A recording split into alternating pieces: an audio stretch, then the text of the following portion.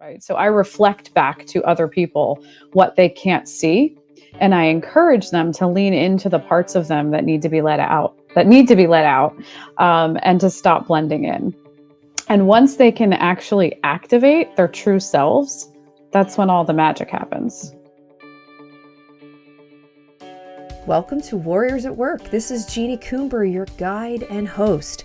Warriors at Work is a place where everyone in the workplace can come together, gain insight, encouragement, tell stories, connect, and share wisdom. We are a place of like-minded people at different stages of life, all coming together with a shared interest of enlightening and inspiring one another.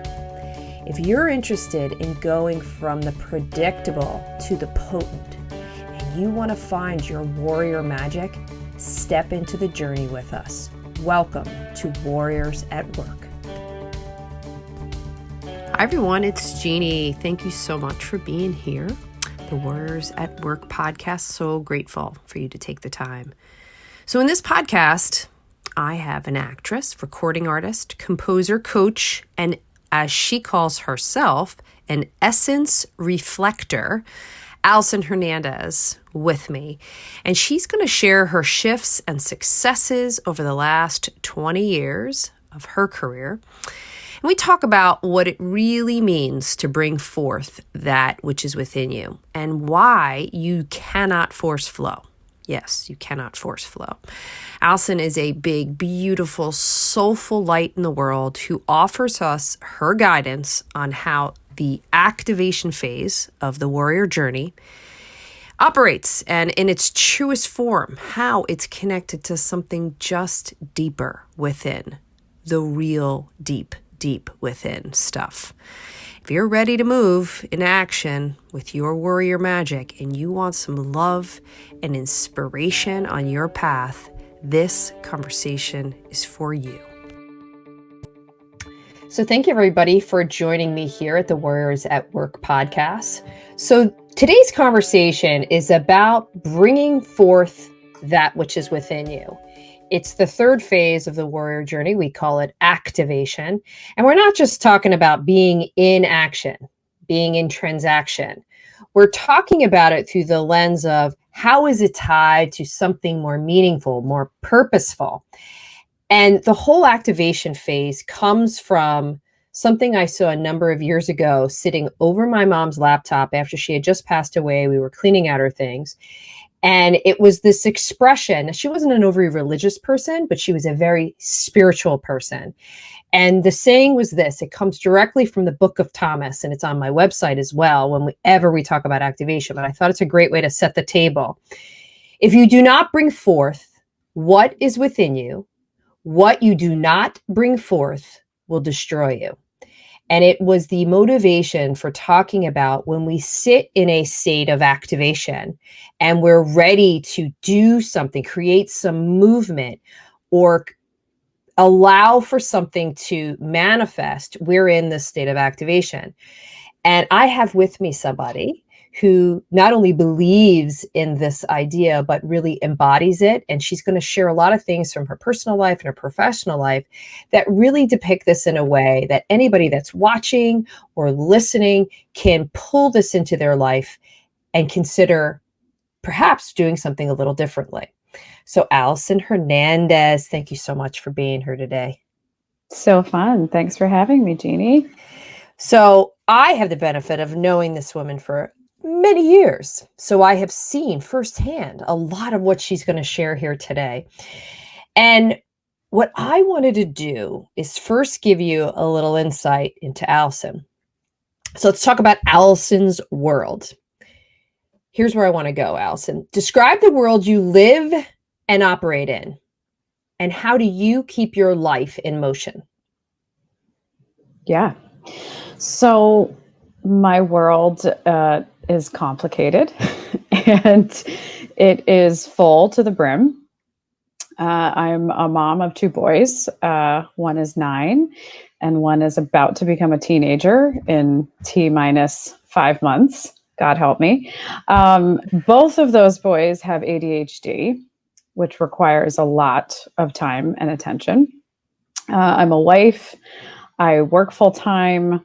I am an artist, a writer, a performer. And all of those things take up a lot of my time and energy. And, the anchors that really, the anchors and the practices that ground me in living that very complicated and full life is absolutely my faith. So it's not ironic that I'm the one talking today about this quote from the Book of Thomas. My faith has always been at the center of who I am. I wake up every morning and I read a devotional and I pray before I start my day. And that is a huge part of what grounds me and what keeps all of those very complicated parts of my life grounded. I love it. So I'm so glad that you tied it back to the Book of Thomas, and that's something that you have such a regular practice. Do you ever get, when you're in praying mode, I'm just curious, do you ever get like downloads of something you need to think, do, say? Of course. Yes, of course. Yes. And it all comes back to allowing yourself the time to be quiet. Regardless of what you believe in. So whether that's being quiet with your thoughts, being quiet with God, being quiet with the universe, whatever your faith is, shutting up and listening to what whatever you believe in is trying to tell you, right? And I absolutely, I hear things, I see things, I read things, and they are usually very specific words and themes that come out. And whether that's through music or through reading or different signs that, come up throughout the day. I try to pay attention to them.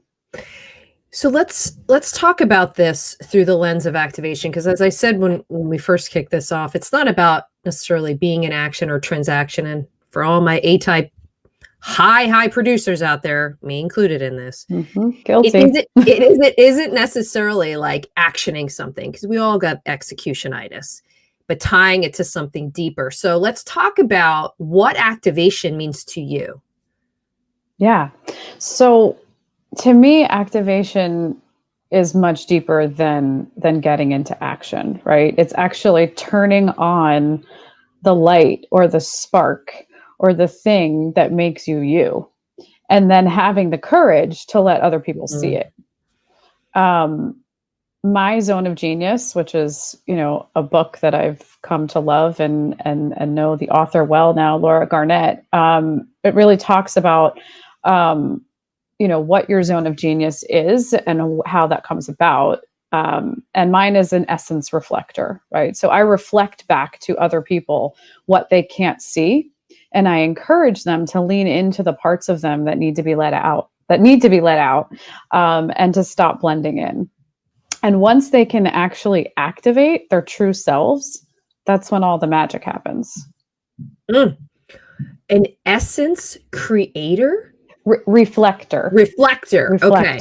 Yeah. So how do you do that? How do you teach people to lean in? Yeah. I mean, it goes back to listening, and it goes back to my intuition. And in the moment, seeing the parts of the person in front of me that they're afraid of, right? And they might already be, I was just having this conversation with another coach, like they might already be a badass, right? But they could be at such a different level of badassery if they really allowed that part of them to come out. And so I see it. I see it very clearly, of the thing that makes them special, the thing that makes them authentic. And I encourage them to lean into it and to dial it up and to not be afraid of it. And sometimes there's some cheerleading, and sometimes there's some tough love as well. Yeah. And fear is such a big part of this phase of activation, because again, we may fight that inclination to transact and create something just for the sake of creation, but to actually align it with something that's truly connected to what your real power and capabilities are. How do you take me now into your everyday role, your business role, learning and Sure. development? How do you encourage what you just shared in your teams and your colleagues, even in people senior to you, clients, whoever it is you're interacting with? Mm. Yeah, I mean, a lot of times it's through positive feedback, right? So it's telling someone in the moment or after the fact. Do you know that you're really good at that? Mm, um, I'm thinking of someone specific in my head, and they are amazing with clients. I mean, absolutely amazing with clients, and to they have the ability to connect with people and to make them feel like so important and like they're the most important person in the room, and they remember all of like personal information about that client or internal person, and it seems effortless when they do it. And and I've told this leader that it's like you do this, you don't even realize that you do this, but you do this, and you need to teach the people underneath you how to do it, because one, we're leaving money on the table if you don't, right? Because you're so good at it, and it's going to get us more work. So that's one way. I love that. And what that will do is, for anybody out there that struggles with fear, or you're limiting yourself, or you're judgmental, which I think is also an extension of fear, is I Mm. won't do this because of, or I'm not worthy enough for. What you Mm-hmm. just really highlighted is the positive reinforcement around what you see in another person, and you got really specific with that feedback. Mm-hmm. I love that. And the other thing that I'd add too, which also often comes up, is it's just highlighting what progress have you made. So it's looking back on, how did you get here in the first place? Where Mm. else in your life have you navigated difficulties? And I think we forget that when we're trying to pull something forward and bring it out, because then the judgment, the fear, the worry about how it's going to land often shows up. So I Mm-hmm. love the fact that you use that positive reinforcement as a tool here. So let's talk about this now through words like, that I use a lot in this warrior magic community. It's things like soul, intuition. You used devotional time, divine Mm-hmm. devotion. How do you use them in your personal and professional life? Sure. So the word soul makes me smile, right? Because ironically, for my 40th birthday present to myself, I recorded an EP of covers of 5 songs that's out on iTunes and Spotify and everything. And it's called Soul Stories. And I specifically named it Soul Stories because, I've been told my voice is pretty powerful and pretty soulful. And I picked songs that were very story driven and that were being told from the soul. So the words of the song, the meaning of the song, the emotions of the song. So when I'm singing, I am tapped into my soul and to the pure joy of being totally and utterly connected to the meaning and the emotions and the story that I'm trying to tell. And when I'm singing my face off, that is me, singing from my soul, singing from my total utter essence and my gut. Um, in terms of intuition, it is very similar to what I was talking about in my quiet time with God in the morning, is paying attention and listening to my gut. And I listen for words and for phrases and for patterns that come up, especially when I'm coaching or I'm mentoring someone. Um, I am zoomed in so closely into what they're saying and what the words are that they continue to say, and also the words that they don't say, and hearing that the space in between of what they're not saying. The space in between what they're not saying. I love that. The Of space in course, that's between. a song. Of course, I'm thinking about that song, The Space Between, right? Well, it reminds me of being in yoga classes where they're having you practice, your inhale, exhale. And at the Mm, top of the inhale, notice the moment before you exhale. mm. And then all of a sudden, as soon as they say that, you're like, wow, look at that. There is a moment. I never had consciousness to it. Right. It's just another opportunity to create some texture and mindfulness. I love that. So zoom out now for a second. Let's look at all aspects of your life, personally, professionally, and the journey that you're on. Hone in on the soul, life-defining moments, and give me an example or two, personally and professionally. Yeah. My response to that question is oof. I know Right? what you mean. It's like, ooh. That is a packed question.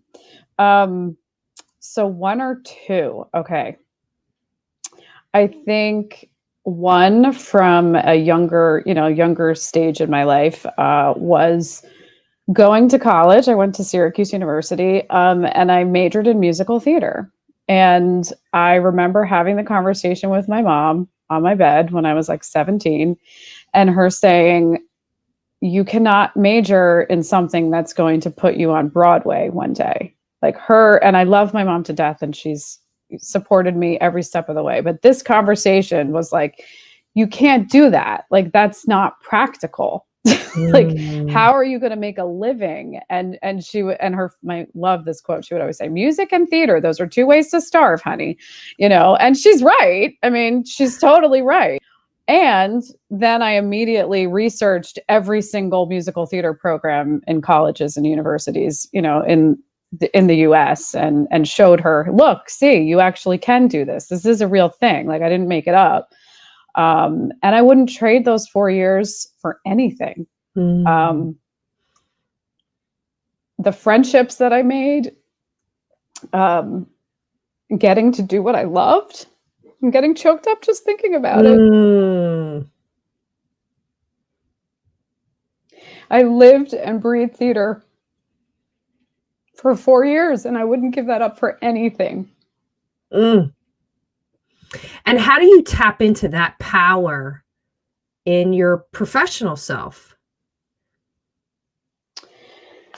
Oh, yeah. I mean, the power in my professional self is, and the shift for me that you had a lot to do with, um, was recognizing that dramatic, creative powerhouse was equally a powerhouse in different settings, Mm. in the business world. Um, and I never expected that.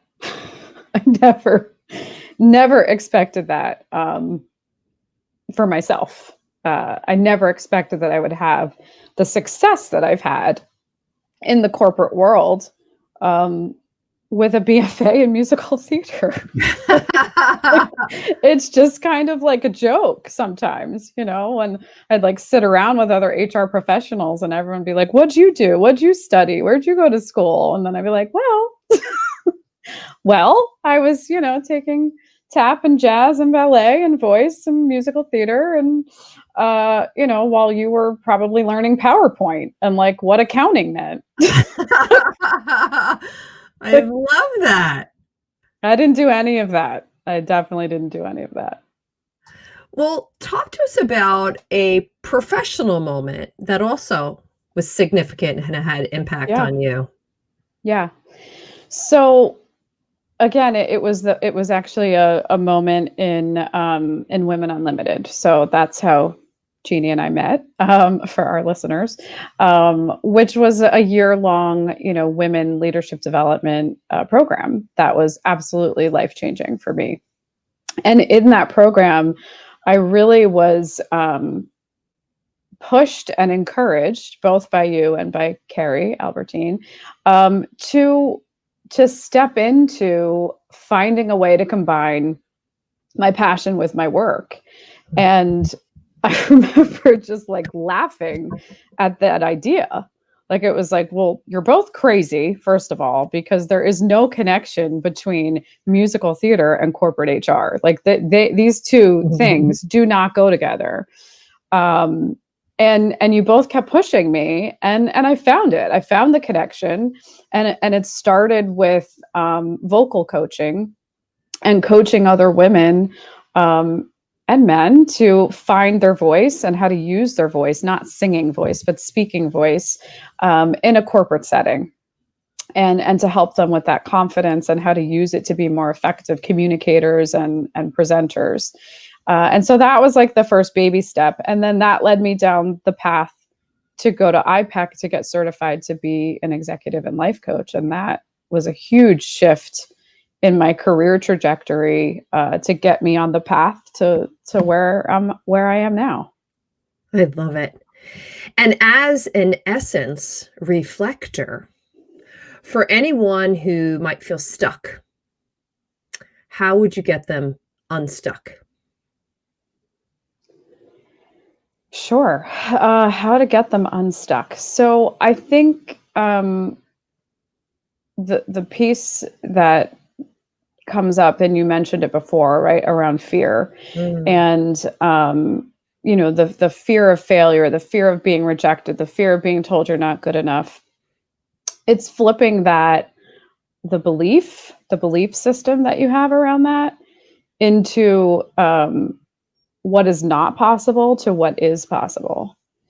And then I would start with, honestly, I was really thinking about what do I do when I don't know what to do, and when I am afraid. mm, And I realize that whenever I'm about to do something, to take a risk, to try something new, the first thing I always do is I gather information, I read a whole bunch of books or articles on what the topic is, and then I want to learn from the experts, and I reach out to say, who's done this before? mm, Somebody has done this before. And it might not be someone in my immediate circle, but it might be someone two people removed from me. Usually, ironically, it's within my immediate circle, which is insane. But I reach out to someone who's done this before. And I go ask them lots of questions and say, tell me, how did you do it? How did you do it? What did you do? What books did you read? What have you learned? You're where I want to be. Tell me where you were, where I am right now. And once I do that, then I would move into getting support and building your tribe, your sounding board, your cheer squad, whatever you want to call them, right? To hold you accountable and to encourage you to work through that fear. And then I would take one step and take action mm. towards what is that thing that you're afraid of. Well, now I have all this information. Now I've learned from experts who have done it before. So why can't I do it? I And love then you it. got to dive in. You got to dive in and actually start. You have to begin. The hardest part Yes. really is just to begin. Yes. And what you just said is to actually sit with the fear. Don't run from the fear, which Mm, again, a lot of us are, A-type production oriented. I'll go to production. I'll create something that has absolutely nothing to do with what I'm feeling anxious or worried about, just for the sake of feeling better. And what you just talked about is to actually sit with it, intellectually create some evidence to support how you could do this, either people that have mm, done it before or mhm. something in terms of what you could create. But to actually sit with it and be like, well, I'm not going to give that power anymore. I think that's beautiful. So talk to us about what you're working on right now in your own warrior journey. We've taken everybody through In Crew, we've taken everyone through Expand, and now we're on the activation phase. But zoom out for a moment and just look at you. What are you working on? So, what I'm working on in my word for the year, I know a lot of people do this. They make resolutions, or they pick a word, or they make a vision board. My word for the year is trust, and it's on lots of levels, right? On a spiritual level, it's trusting that God has a plan for my life, and it's bigger and better than anything I could ever imagine. And it's trusting myself that I have everything that I need already within me to accomplish everything that I want to accomplish. Mm. Well, that's the big stuff. And then also being kinder to myself, that if I haven't accomplished every goal that I set out for myself, whether that's daily, weekly, annually, that doesn't mean that I failed. Yes. Um, and that's a big shift for me. a Mm. very a very big shift, because again, I've said this to you before, I like to be right. I like to be right. I also make goals, and I achieve them. Like if I say I'm going to do something, I'm going to freaking do it, and like that's it. So there's a lot of absolutes and a lot of black and white thinking. So working on being kinder to that thought process, that it's okay. It's okay. You didn't fail. I love how you just said that with so much authority and badassness. Oh, that felt like truth. Boom. Loved it. So here's my last question. So we talk about the relationship we all have with our inner warrior. It's the whole premise behind this brand is acknowledging that professional attributes alone are not enough. We need to tap into all aspects of ourselves. And you had talked about this inner child warrior when we were preparing for this.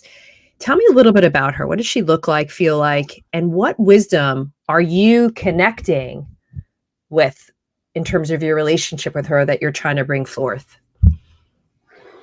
Yeah. So when I think about like your brand of warriors, right? And I think of what you told me when you were first envisioning this brand of this little girl. Uh, it had me starting to think about who I was as a child and who I was as a little girl. And when we think about ourselves as children, we are usually, usually, I'm not an expert, but usually, our most authentic selves. Mm-hmm. And we are unapologetically ourselves, because we haven't been programmed by the world yet to tell us that we're wrong, to tell us that you should not be your authentic self, that you should be quiet, that you should make yourself smaller, that you should, make yourself less than.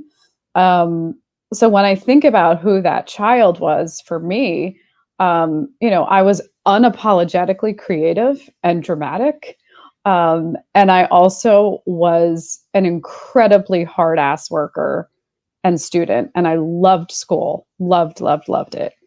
Um, I also had an alter ego named Amelia, who was a movie star.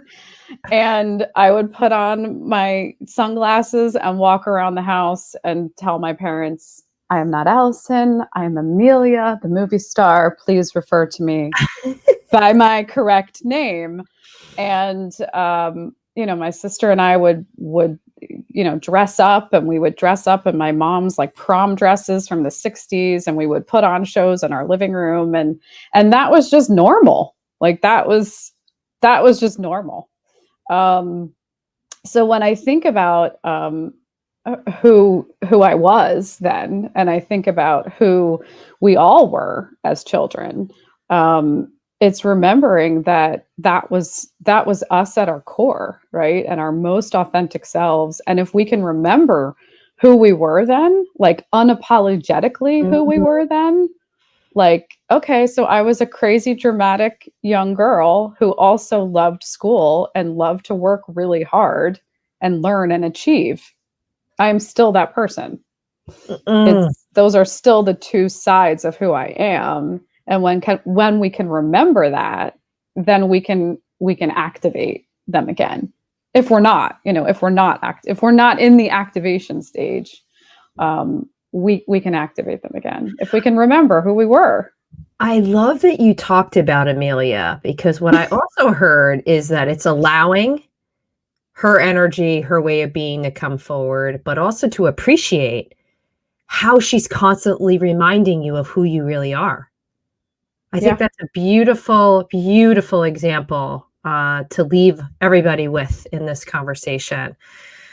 So, Allyson, I am so deeply grateful for you to be in my life. A lot of what you shared here is a great mirror back. I'm starting to think about, like, did I have an alter ego? Who was I as a child? Yeah. Also, reminding everybody is to stay in touch with that level of playfulness and that possibility. We seem to have lost it.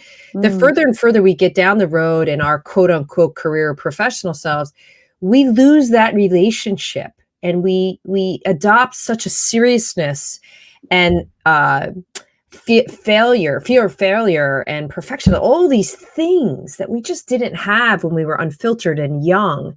And I just love that we're ending with that. So I so appreciate you. The feeling is so mutual. Thank you for constantly inspiring me. Thanks to everybody for listening to another episode of Warriors at Work and letting us be a part of your warrior journey. You can ask questions and make suggestions for future topics at jc@jeanniecoomber.com. Connect with me personally on LinkedIn and Instagram, and join us on the Warrior Conversations channel on YouTube and at the Warrior Magic Community page on Facebook.